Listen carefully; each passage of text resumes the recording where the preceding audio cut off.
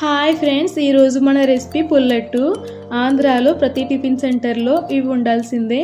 First అయితే ఒక గిన్నెలో 1 గ్లాస్ ఆఫ్ రేషన్ బియ్యాన్ని వాటర్తో వాష్ చేసి 3 కప్పులు పుల్లటి మజ్జిగ 1 టేబుల్ స్పూన్ మెంతులు వేయండి.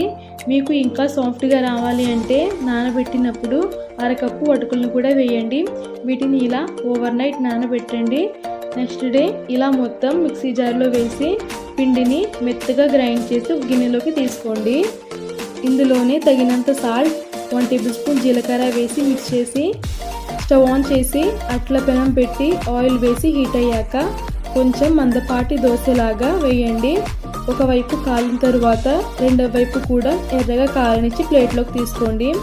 వీటిని వేడిగా ఉన్నప్పుడు కొబ్బరి పల్లి చట్నీతో తింటే టేస్ట్ అయితే మామూలుగా ఉండదండి. వీడియో నచ్చితే లైక్ చేసి, షేర్ చేసి, సబ్స్క్రైబ్ చేసి కామెంట్ కూడా చేయండి ఫ్రెండ్స్.